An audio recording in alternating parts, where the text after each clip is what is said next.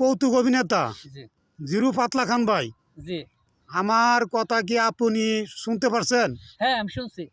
যদি আপনি আমার কথা শুনতে পারেন তাহলে দর্শকদের উদ্দেশ্যে আপনি কিছু কথা বলেন। দর্শক ভাই বোনেরা, আসসালামু আলাইকুম। তে আপনাদের কাছে একটি কথা, আসলে আমার পরিচয়টা আসলে ভাইরাল হইতে পারিনি বা ভাইরাল হইতেও চাই না, এটা ভাগ্যের ব্যাপার। তে আমার পরিচয়টা আসলে, আমার নাম পাতলা খান। আমি আমি চলচ্চিত্র আমি গেছিলাম, 40,000 মানুষের মধ্যে আমি নির্বাচিত ছিলাম। আমার রাহেন চৌধুরী, চাষে নজরুল ইসলাম বা ওরা ডাকছিল, আমার পরিচালকরা ডাকছিল, আমি গেছিলাম। যে কোনো কারণবশত আমি চলচ্চিত্র যোগাযোগ আমি করি নাই। আচ্ছা, আপনি চলচ্চিত্রে চান্স পাইছিলেন, জি এরপরে আপনি যান নাই, জি, আমি নিজেই যাই। আপনি কেন গেলেন না?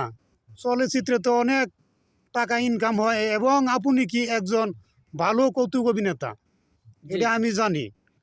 তে আপনির সাথে চলচ্চিত্রের একজন ছিলেন আমার প্রিয় দারোগা নায়ক, আমার পছন্দের নায়ক, সে ছিল মান্না ভাই। মান্না ভাই এই দুনিয়াতে বিদায় নিছে, এরপরে আর আপনি চলচ্চিত্রে যান না, এই তো? জি জি জি, এই মান্না ভাই মরার, এই আমি মান্না সিনেমার অভিনয়টা আমার মান্না ভাইয়ের সাথে মানে হইতো, মানে কমিটিয়ান মান্না ভাইয়ের সাথে হইতো। এটা আমি যতটুকু জানতে পারলাম যে মান্না ভাইয়ের সাথে, মান্না ভাইয়ের মানে এই ছবির নতুন মুখ নিতেছে।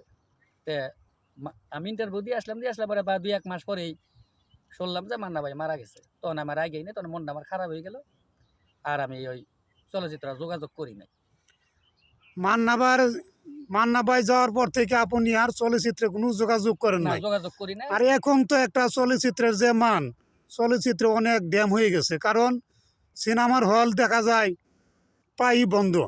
আমাদের শেরপুরে যেমন 5টা সিনেমা হলের মধ্যে একটা চলে, নকলায় 3টা সিনেমা হলের মধ্যে একটা চলে, মানিকগঞ্জের হলটা মোটামুটি চলতেছে নবীন সিনেমা, তাই তো?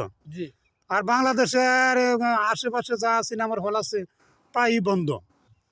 আপনি একটু দর্শকদের সাথে একটু কথা বলেন যে আপনি একজন জিরু পাতলা খান কৌতুক অভিনেতা, আপনির পেজ সম্বন্ধে একটু কথা বলেন।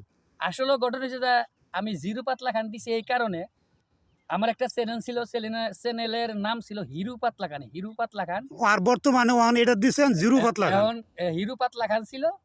হিরু পাতলা খানের থেকে দেখলাম যে হিরু পাতলা খানের কোনো নাম রইল না, কারণ আসলে ভাগ্যে নাই তাই পাই নাই। অবশেষে আমি জিরু পাতলা খান দিলাম, যাতে জিরু পাতলা খান অর্থ তো জানি নি যে জিরু অর্থাৎ নাই, মানে আমি নাই, যাইটুক করি আমার মনের আবেগের জন্য করি। ওহান বর্তমানে আপনি ছোটো একটা ব্যবসা নিয়ে আছেন, ব্যবসার জন্য কোনো বাইর হইতে পারতেছেন না, অর্থ সম্পদের দিক দিয়েও এখন পিছিয়ে গেছেন, তাই এইসব বিনোদন এখন ঠিকমতো করতে পারতেছেন না, তাই তো?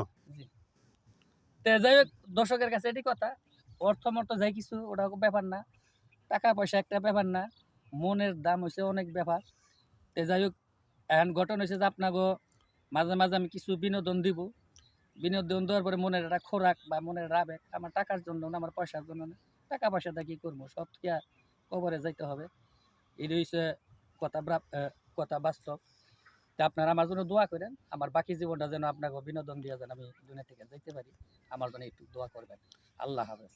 জিরু পাতলা খানবার কথা শুনলেন, সে এইমাত্র সংলাপ থেকে বিদায় নিল।